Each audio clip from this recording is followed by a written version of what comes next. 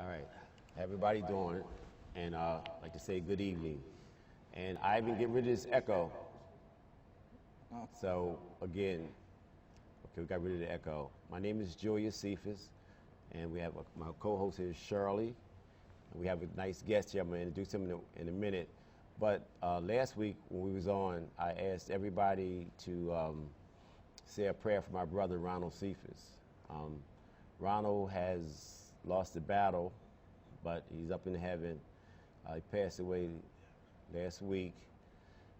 Again, so I just want to pray for my family, my mother. This is her third child she's burying, Ronald's wife, Lillian. It's a rough time for my family, but we will get through it, but with everybody's prayers. But what I want, my nephew, Glenn, wrote a poem about my brother, my big brother. He's my hero. So I want to read the poem before I get started. And it fits my brother like a glove. So what he said was this, excuse me. It says, today I lost my superhero. He didn't wear a cape or have a superpowers. Matter of fact, to most people, he looked like an ordinary man. He worked a normal 9 to 5. He took care of his family like a normal man. He even washed his car every Saturday just like a normal man. But to me, he was super. He could walk into a room and change the chemistry. He could smile and melt the heart of evildoers. For me, he leaped tall buildings in a single bound. For me, he stepped over the shadow of a missing father and stood there fiercely and bulletproof. Love was his weapon. Cancer was his kryptonite. Superman has left the building. Ronald Andrew Cephas, rest, weary soldier, rest. And that's how we felt about my brother, Ceph. We call him Ceph. But again, the show tonight, the show is dedicated to my brother Ronald. But I'd like my guest to introduce herself first, my co-host, and then we'll go to our guest. Good evening. My name is Shirley Ruffin, and I'm here co-hosting with Julius Cephas. I first like to send my condolences to Julius and the Cephas family. Okay, and tonight we have a returning guest, Matt Meyers, who is a smart man, but he's also a comedian. But I'd like to also go ahead and introduce yourself. Yeah, good evening. Julius, if you keep inviting me back here, I think you got to stop calling me a guest, right? That's right. When do I become a co-host? No, Julius, it's great to be here, and condolences to you and your family. If I could say one quick thing as well, we're very fortunate here in the city of Wilmington, in Newcastle County, in Delaware, to have some extraordinary people who get up every morning and keep us safe. Police officers, firemen, 911 operators, paramedics. We lost one today, Ari Hope, who was out there fighting for us a couple months ago. And we also need to take a moment just to recognize her heroism, the heroism of Jerry Fickus, Chris Leach tonight. Sometimes the worst happens because people give everything they can to keep us safe. Also, I must say, through my experiences, my darkest days, something always positive have come from it. And I'm waiting to see what's positive going to come out of this. But tonight, we're here with the new county exec or county exec-elect. Can you just give a little bit of your background and tell people who you are, where you come from, and your little in the background about yourself? Yeah, sure. I grew up here in Wilmington. Went to local schools, went away to college, law school, ended up a lawyer at a large firm. Left that world to go serve in Iraq, where I was a diplomat, embedded with the U.S. Army for 1 year. After that, I came back home, worked briefly for Governor Markell, and then taught at Prestige Academy in Wilmington. I launched first political campaign of my career 9 months ago, was successful in September in the Democratic primary, and then again in November. So right now, we're doing everything we can to build the best team representative of everyone from all corners of Newcastle County so we can serve you, the citizens of Newcastle County, much better. Okay. And Shirley, I'd like to start with you. Some questions you want to have asked. Yeah, I County was looking at your website and reading some of the things that you had wrote, and you talked a lot about one of the blueprints of addressing the heroin addiction or crisis, and public safety, which basically goes hand in hand. And I've noticed that you had talked about getting there's not enough intervention going on or even prevention going on for a lot of the youths, where we need to start a little earlier on, because a lot of the programs are basically 18 and over, and these children or young adults are starting pretty early with not just heroin, but with prescription drugs. Mm-hmm. So I was wondering how, or are you putting a team together to try to kind of tackle or get involved with the youth that are using as far as treatment? So thanks, Shirley, for the question. Thanks for reading the policy. Not everyone read it. We put a lot of time into writing them, and I wish more people would take the time to read them, so I appreciate that. My background's a little bit different from most public officials in that I'm a certified elementary school teacher. I spent 4 years teaching elementary school, and one of my favorite sayings is you can only bend a tree when it's young. Right. There's the cheapest prevention that we can possibly have for almost any societal problem is when we address it when kids are young, when human beings are young.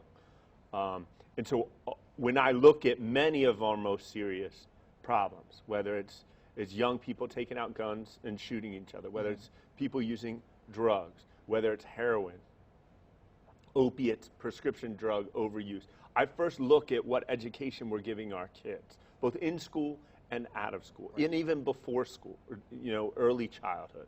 What can we do at the earliest possible age to say, just nip it in the bud before it even starts? And I think there are a lot of things we can do. Now, the county government only handles some of that stuff. The county government doesn't operate schools and doesn't really have much involvement in schools. Right. But the county government can be a strong player in doing things like that, right? What we're doing right now, I think the policies that we had during the campaign were fantastic policies. I think they're genius policies. That's because I wrote them, right? Okay. And I wrote them with my small team. But I also recognize other people may not agree. So what we're doing now is we're trying to put together the smartest people in our county, and in some cases outside our county, and bring them and say, how do we take these policies and make them even smarter and better, and also make sure that the money's there to actually implement these things. So that's what I'm spending the next couple months doing. I mean, you may have heard, I already named one person to my team, Kathy Jennings, who's the state prosecutor, has been on the front lines trying to address some of the root causes of some of the violence, particularly in Wilmington, but also across the state. And we're excited about having her on board, and we're spending the next few weeks trying to build out that team. I think it's important that you have to get involved with other agencies, because everyone is trying to do their separate piece. But if you all work together in collaboration, more can come out of it, instead of,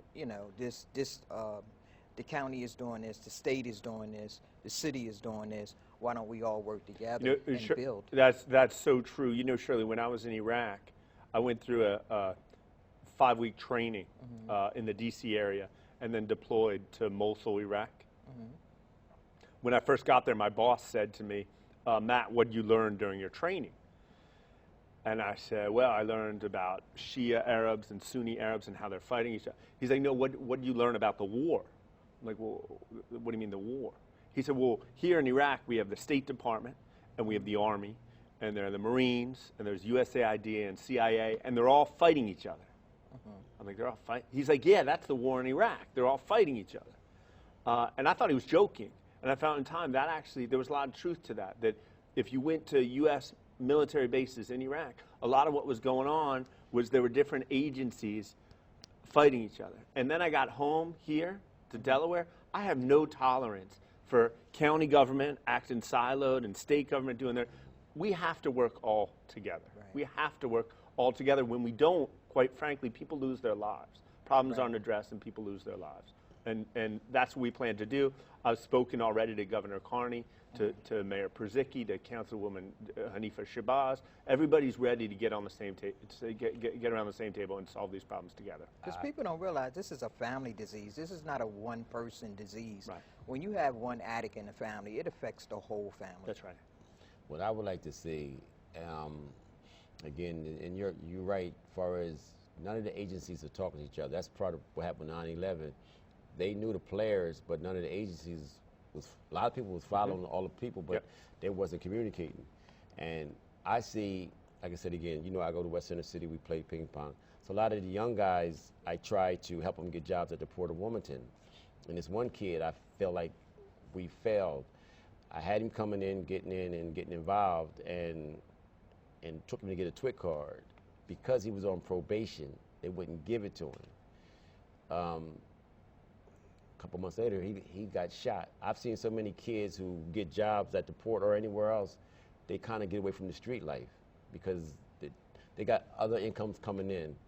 And we have to do a better job with communicating and a better job with some of these kids who make mistakes, don't make it a death penalty, again, because I feel like I talked to the kid's mother, and she said that when he was in there with y'all hours playing ping pong, he did better. But the fact that he couldn't get a job, and I'm not making no excuses, he couldn't get a job, he ended up going back on the streets. And this happens a lot more than we think.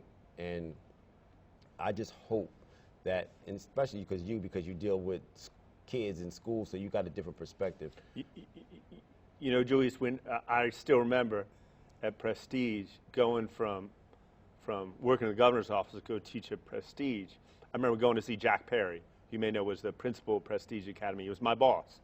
And I went after a few weeks. I said, Jack, it's amazing how much kids just desire structure, right? You give them structure, and they just love it. And if you show up the next day, right? If homeroom is every morning at 8 a.m., and the next day you say, oh, we're starting homeroom at 8:10, they'll go crazy. They don't know what homeroom is at 8 a.m., right?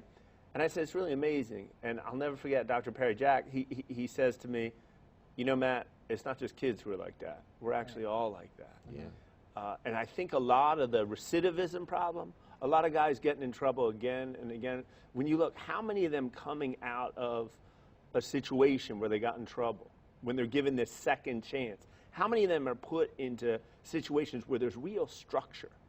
I think it's very rare. I've found those adults who you give structure, who you say, I don't care what you did before. Starting tomorrow, you report 8 a.m., not 8:01, right? You come at 8 a.m., and if you don't report at 8 a.m., here are the ramifications. Right. And when you say here are the ramifications, that's exactly what happened, right? People respond to that. Yeah, they do. Now, switching gears a little bit, your economic development plan, what are some of the things that you want to do in the county to develop economics? Right. Economic plan. So there are a few issues. One is that Chrysler, GM, Avon, Claymont Steel, DuPont, MBNA, all these large corporations that just in the past decade or two employed tens of thousands of people are either gone or really a shadow of their former self. DuPont, which employed, 20 years ago employed over 30,000 people, now is down at about 4,000, right? And I think the consequence of that is some of what we're seeing on our streets now, right? It Definitely. flows down. So we got to find a way to bring it back. We can't do it. We can't be so naive to think Chrysler or GM is going to come to Delaware and start producing cars again. That's the economy of yesterday. We need to work very hard to be the economy of tomorrow. When you look around the country, there are places, Julius, that are turning into the economy of tomorrow, the economies of tomorrow. You go to Raleigh-Durham down in North Carolina. They have an incredible research triangle that employs 100,000 people, right? So many people are there doing high-end jobs, high-end scientific research jobs, and lower-end blue-collar jobs, right? Opportunities for everyone. We need to look at the assets we have and see how we can build upon them. I know we've talked about things like the port for a long time. It looks like things are starting to move forward at the Kimore site, at the Edgemore site. I, as county executive, will do everything in my power to make sure that happens. I think my role is working with investors, making sure the investors are there. The biggest problem with the port that not many people have spoken about is that to do any of these projects we're talking about, whether it's expansion of the existing port or building a new port, will take hundreds of millions of dollars. The county, city of Wilmington, certainly the state, don't have the money to do it. The federal government's not going to come here and give us $300, $400, $600, $700 million to build a port. So where is the money going to come from? Until we know where the money's come from, we're not being serious. Now, let me ask a question. You said Raleigh's have almost $100,000. Have you thought about 100,000 jobs? 100,000 jobs? Have you thought about taking a team down there and finding out how they're making it work? I'm talking about with the county, with the state, with the city, and some just regular people, and see what they're doing and see can we duplicate it. I tell you what, I don't think we need to necessarily go down there. Using the internet, you can read a lot, right? Governor Hunt, I think there's some value to visiting some places, but Governor Hunt in the, I believe it was 1980s in North Carolina, strategically said, okay, we got Duke University, we have University of North Carolina, Chapel Hill, we have North Carolina State at Raleigh, in Raleigh, right? Those are three large universities, serious research universities, all within the vicinity of each other.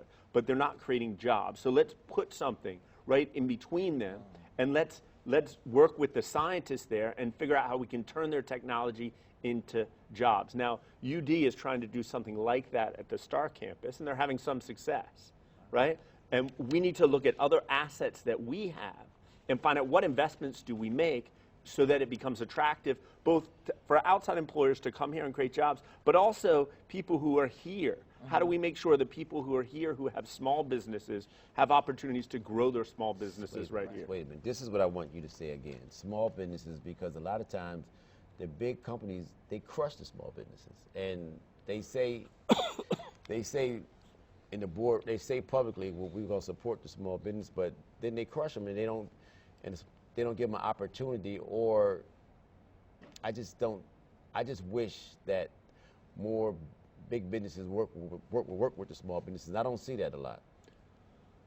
I really don't. Well, you also have to make sure that your public servants, people like myself, are serving small businesses as much or more than the big businesses, right? Because if someone from a large corporation calls me and wants to meet with me, right, most political leaders will say, sure, I'll go meet with you. But if a small business person or 5 small business people call you, you don't have time for it, right? You got to make sure that as public servants, we prioritize the small business as much as we prioritize the public servant. And let me tell you why it's important. In the mid-'70s, over 70% of the employees,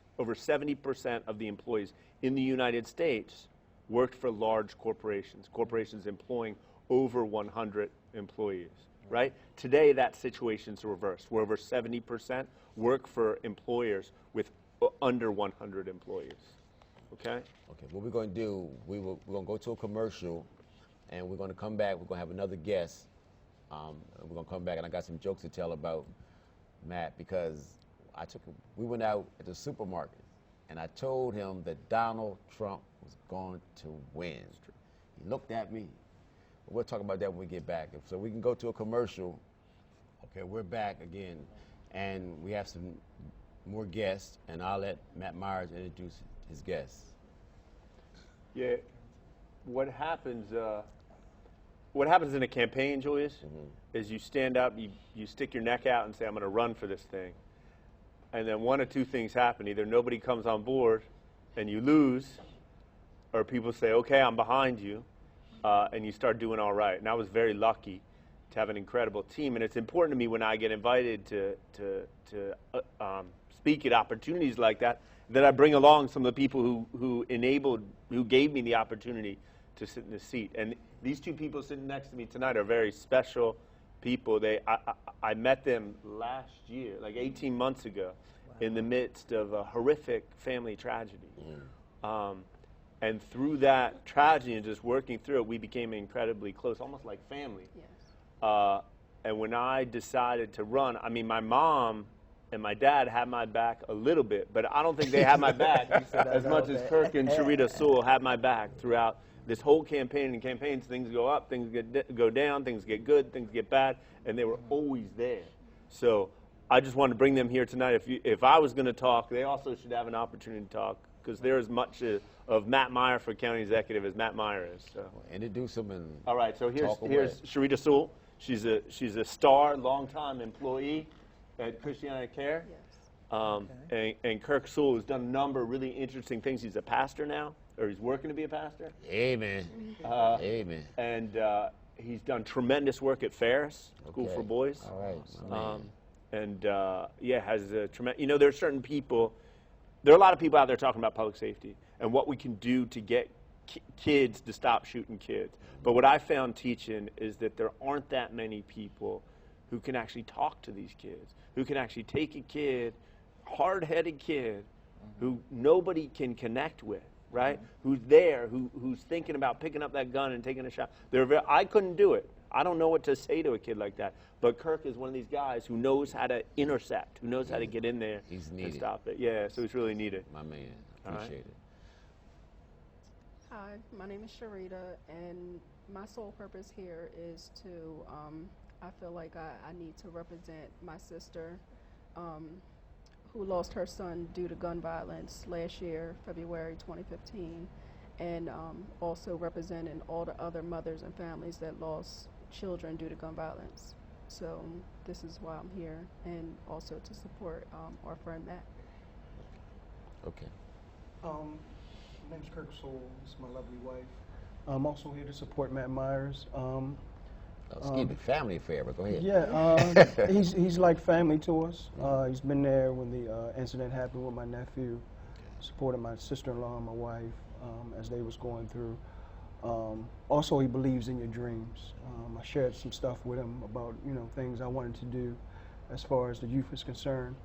I'm not at Ferris right now, but I still am involved with the youth. I've seen a couple guys there that was in there. They're now working and doing extremely well, so it does my heart good to see those guys doing well. One of the guys has a baby on the way. He's working at Costco. So a lot of times we give up on the youth. We believe that they don't have any hope, but that was me at one time. I'm also an ex-addict, so I believe that you can go through particular things and still come out as a bed of roses. You still can be a productive member of society. So that's what I'm here. I love the youth. That's my passion. And my wife also loved the youth. So we want to support Matt, and we want to also give our input on things as far as the youth is concerned. I'm going to be working close with you because every day I go to West Center City and I play ping pong. Me, Marky D, all the guys, and we go at it, Matt knows. And I help a lot of guys get jobs at the port, but a lot of people talk, but they don't get involved with them. They want to go to the dinners and the functions and say this, but they're not down there in the gridiron with them. You know what I mean? And like I said, I didn't help a whole lot of them, and I see it, but because I'm involved with them, and that's what they need. They need more people like you. They need more men. One thing you kids are real. Oh. More real and they know when you're fake and when you're phony. So they're attracted to real people, and they know that that you generally love them, and that you generally care about them, and they're attracted to that. So when you come up to them and you kick it with them, and they know, and you kicking the bull, they know it's bull. Right. But they also know that people love them, and they need that love. The Bible talks about love covers a multitude of sin. A lot of times we look at their faults and we count them out, but a lot of times love will draw them back in. So they see me and they're like, Soul, I'm doing great, I'm doing this, and you see the light in their face. So you're excited for them. It does my heart good. Kids, even the studies show that kids do better with encouragement. And I always grab them when they see me, I rub their head, and it's important. Yeah. And it's definitely important. It's like you got some good people on your team. Yeah. And I had told Matt, this is a funny joke. He's so humbled. I said when he won, I said, you shook up the world. You shook up the world. He said, float like a butterfly, sting like a bee. I ain't won yet, but I'm almost there. But You know, he's got a great sense of humor. Yes. You know what I mean? Yes. And that's what people are drawn to. But and that's great, man. Like I said, I hope to work with you because you got to come over West Center City, Hicks Anderson Center, because there's a lot of great things going on over there. But and Matt can play ping pong. He was doing Better than Julius Cephas. don't Better than Julius Cephas. don't bet your house on it. But you know, and he was all kinds of stuff. But it's good, the interaction, and that's what is needed. And they need everybody at the table. Yeah. So when you work with, when you're gonna work with everybody, the police, the city, state, how are you planning to get everybody at the table? Because I would like y'all to use this as a platform. We got as a platform. 'Cause we got the first Thursday, we got the third Sunday, and we need to be informed. So how would you do that to try to bring everybody at the table? Well, in the first place, the governor, the mayor, and the mayor of Wilmington and I will be meeting regularly, right? Which doesn't sound that incredible, doesn't sound that unusual, but it hasn't really happened in a long time, right? You need to sit down on a regular basis. Number two, the members of my staff, and I know members of Mayor Mike Perzicki's staff, will be sitting down on a regular basis. So even if I'm not there, Mike's chief of staff and my chief administrative officer will be meeting regularly. The housing officer, chief, executive director of Wilmington Housing Authority, will be sitting down regularly with the head of my housing department in the county and throughout the government. So we're collaborating and working together to address problems. Also, going after grants together, right? If you go after private money and the city's competing against the county, that makes no sense, right? That makes no sense. We all need to be going at it together. Okay. Now, also, I know that if somebody's trying to apply for a job, and I think you're accepting resumes, how will they do that? I was told to ask that. I think, when we talk about elections, right? What was the election this year? Everybody will say Trump versus Clinton, or Carney versus whoever Carney ran against. I don't remember anymore, or whatever, right? Colin Bonini is a friend of mine. Don't take offense, Mr. Bonini. He'll get you Senator back. Bonini. He'll get you back. He's a good guy. He's a good guy. Yeah. But for me, it's about much more than that. Because I've spent time monitoring elections and foreign. I was in Iraq when there was an election. I was in South Africa when there was an election. I monitored the elections. Elections are much more than just choosing individuals. It's about us as citizens saying, what do we want our government to do? What do we want our government to be? So I feel like before November 8th, that phase of the election, when we say who are we going to choose, who are we going to go in the booth and vote for, that's one phase. Now what we're doing is saying, what do we actually want our different governments to be? Right. So in the county, we're running a transition process where we encourage everyone to go to NCC 2017, NCC2017.com. There's a comment section there where you can select a topic, right? Whether you're interested in heroin, opiate addiction, job creation, parks, libraries, public safety, culture in the county government, collaboration between county and city and state, or all the above, and you can write your name, you can write your phone number. I think you actually can even skip your name and phone number and put it anonymously and write a comment. Just tell, and I read every single one of them. Tell me how county government can do its job better. That's number one. Number two is, excuse me, we have a number of transition teams covering a number of important topics for the county, and each transition team will have public hearings where we encourage people to actually come out and go to the public hearings and say their piece. So it's participatory democracy. That's the way they did it in ancient Greece. But that's different because when I was on the transition team, we had the hearings, but it wasn't a public hearing. Mm-hmm. That's definitely different. Yeah. Right. Charlie, you want to ask? Oh, I was just looking at some of your documents, and then we hear so many times a lot of people don't or won't admit the fact that a lot of times they want their sons in jail because they feel like they're safer in jail, and that is really sad to feel like a safer place for your child is in prison rather than on the streets with the violence. And I think some of the things that needs to be done is a lot of training, like you were saying, structure. I worked for a program. I worked in the prison system for almost 20 years, and one thing I find out that in prison they're structured, and when they get out, they come out almost like they're thrown out of an airplane and just holler down safe landing. They have nothing in place for them. You know, they go to jail, they do their time. Okay, state's done with you, move on. You know, and we need to put stuff in place, because I hear a lot of people say, you know, when they get older, you know, why even treat them? But these men are coming back to that family. So do you want them to come back and continue to damage that family, or do you want them to come back, treat it, you know, where they can help that family? And I understand we're going to help the children, which they need help too, but you got to remember they're going back to that family. Yep. Yeah. So we need to have some kind of supervision, some kind of something in place for them. I know the organization that I work for, they treat the whole family. If you got AIDS, mental health, your children, mothers and children need help, they don't separate you, you know. And I think we need more of that. And it's in Pennsylvania, but we need more of that here. A lot of mothers won't go to treatment because they don't want to leave their kids. And look what happened to the kids. The streets takes them. Yep. We need to, with that, you know, I was talking in the first segment, I was over there and I was antsy because in Ferris, you've seen a lot of times, it starts with the youth. They grow up to be men eventually. But we need programs where as though while they're youth, you know, a lot of times, programs. you know, they love the structure. A lot of times they don't want to leave Ferris and stuff like that. Yes. But a lot of times they have to. We can't hold them for a long period of time. But we need a transition where as though they can go into, and a lot of times it's government can't do it. A lot of times we have to do it as people. We have to privatize a lot of things. My vision is to start homes for them and teach them particular things, whereas though sitting at the table, having dinner with each other, having activities, going to movies, stuff that they don't do at home. A lot of times as youth, they take on the responsibility as an adult, which is a shame because they're not an adult. They haven't enjoyed their childhood.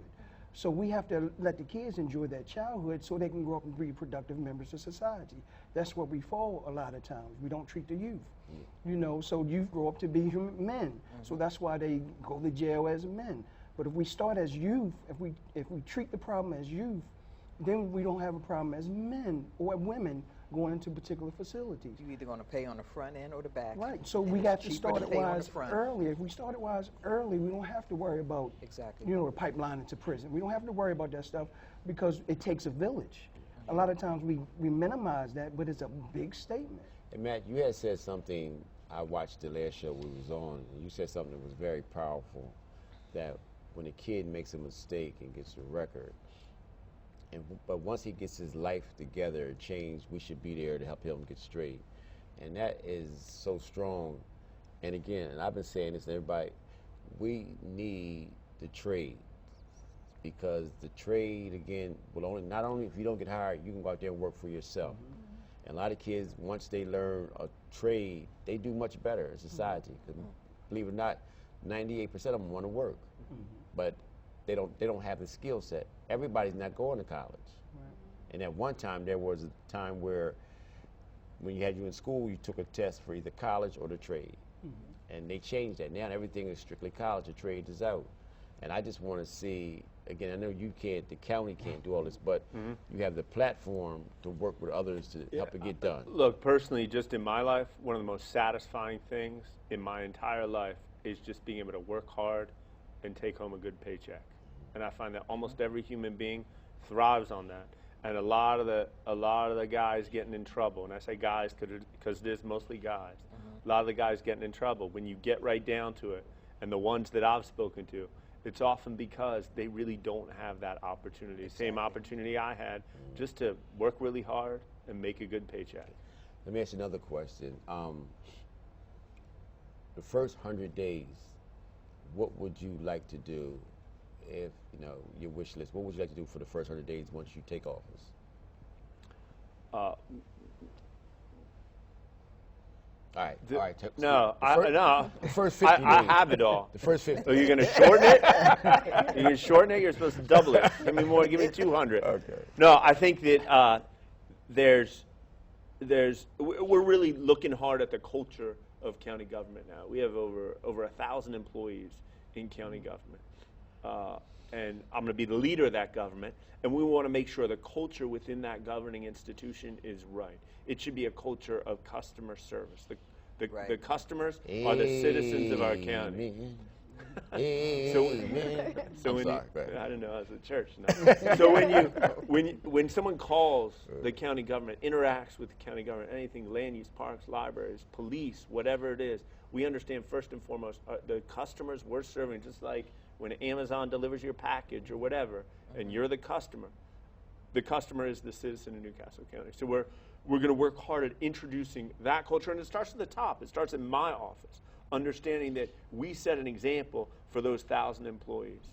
And so I'm working, hiring staff now, and introducing them to this culture. That it's not like, oh, you're some highfalutin government official or whatever. Our job is to make sure the county employees, I'm sorry, go the ahead. county employees are taken care of, and making sure that every county employee serves the public. And if they don't, we're going to work to make sure that they no longer work with the county, because the citizens are paying us to get up in the morning, go to work, and serve them. I mean, you said a handful, and a lot of people, and I'm not going to call no names, but a lot of people get in these positions and they treat you like you're a second-class citizen. Like, I'm here, I got this, and it's all about customer service, and that is lacking. That's like for some agencies, it's a dying art, and I'm glad, and I know you would do it because you got a cheery personality, you happy, and you know what I mean, and a lot of times people follow the leader. So you're just trying to kiss up to me because you can't beat me in ping pong. Oh man, I tell you what, we're going to film it, and I gave him the political treatment. Like I did Trippy the same way. We let Trippy beat us because Trippy's a politician. And Matt, I didn't want to embarrass him. All the kids was around, but you know what? You'll see the next time. All right. But the customer service is something that's really needed. You know what I mean? But like I said. Again, when we was at the supermarket, it was so funny. I kept on telling Matt, Trump's going to win. Yeah, I said, I'm telling you. And everybody was coming up to us. And I gave him, and I said it last week on TV, and I'll say it again. I said, when I was little, I loved Elvis Presley, but I didn't want nobody in my house to know I loved Elvis Presley. I would go up in the bathroom, shut the door, you ain't nothing but a hound.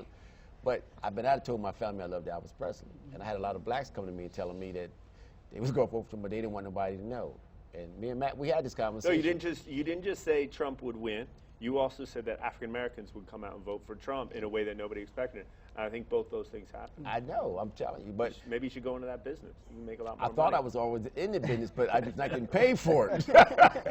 True. But go ahead, so you want to ask you anything? But but it like I said, we was at the supermarket. We had a good time, but we just letting him know, like, people don't. They said that the educated white women would vote for Hillary in record numbers. And last week I brought in statistics.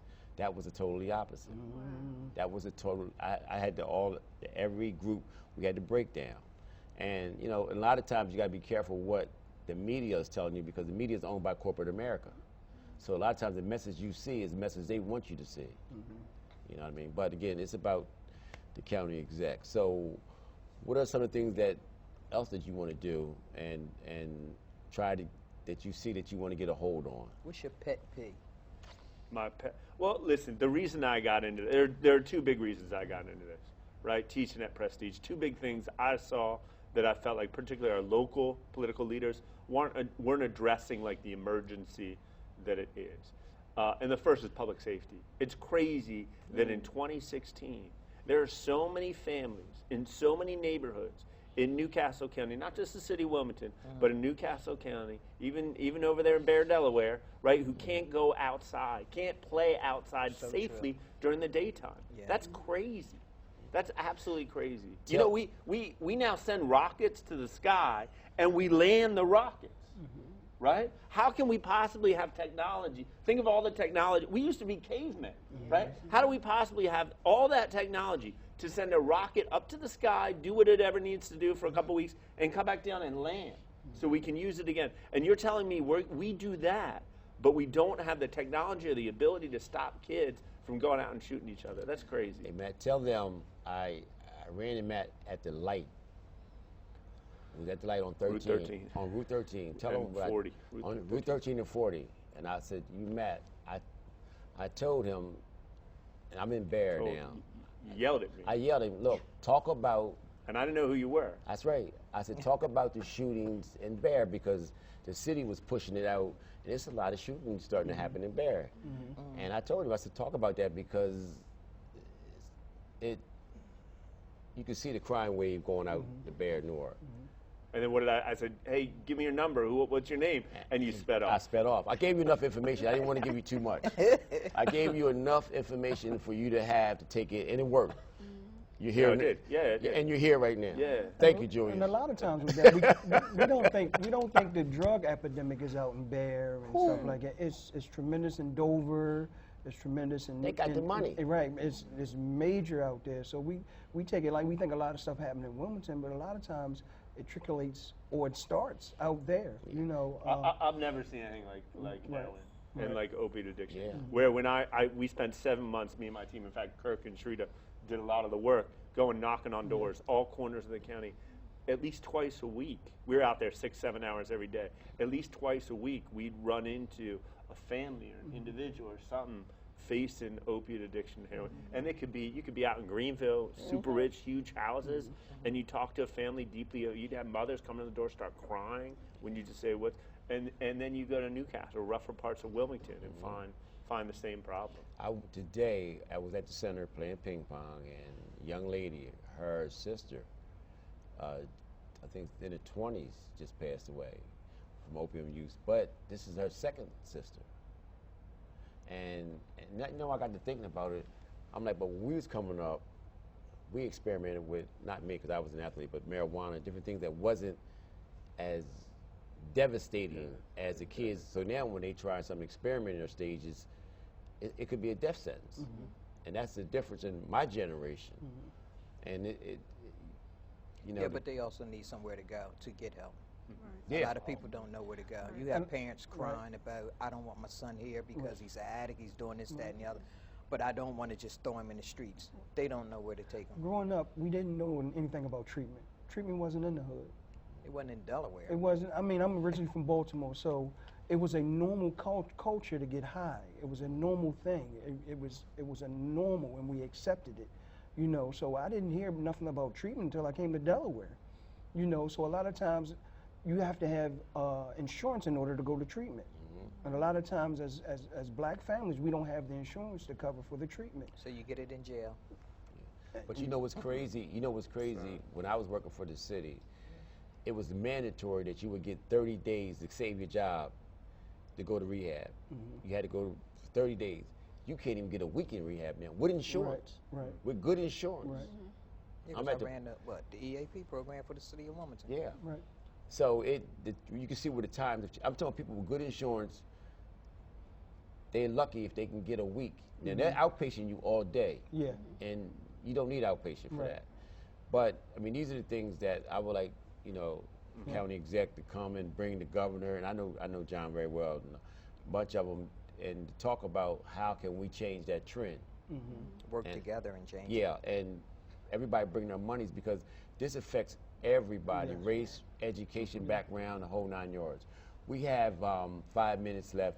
I'm going to give the county exec 1 minute, and then we're going to play a record and something about my brother Ronald. So go ahead, take the. Thank you, Julie. First and foremost, condolences to you on the loss of your brother. From the little I know of him, he lived a long, great life, and you should be very proud to have someone like that as your brother. Also, I think all of us here, as I said earlier, across the county tonight have heavy hearts for Artie Hope, who had a tremendous struggle for her life after serving the city of Wilmington and the people of the state of Delaware so valiantly, and is really a hero for all of us. And we're going to spend a few days and a few weeks really saluting her for that service. I'm very fortunate to be in the seat I'm in right now, coming in on January 3rd as Newcastle County Executive. I came here tonight with Kirk Sewell and Sharita Sewell to say thank you, and also to encourage anyone watching out there to participate. This is your county government as much as it's my county government. We've set up a website, ncc2017.com, ncc2017.com, ncc2017.com. You can go on there. You can enter information if you have ideas for improving our county. You can click and apply for a job at the county. And I want to encourage everybody out there not just to be done after you vote on November 8th, but continue to participate over the next 4 years. And most importantly, watch Julius Cephas's show. Yeah, we got a lot of them. And he will be back. And Shirley and everybody, say bye to everybody. Go ahead. Oh, goodbye. Goodbye. It was good to be on your show today. I really enjoyed it. We're just looking forward to working with everyone. Thank you. And again, me too. And my brother Ronald was my hero. He brought me my first pair of cons, brought me my Hot Wheel set. I wanted to be just like him. He was a basketball player, baseball player. I had a big natural. He wanted the natural. I wanted his talent. So we tried to trade. But I'm going to miss him. And Ivan, if you can play that piece, I appreciate it. Good night.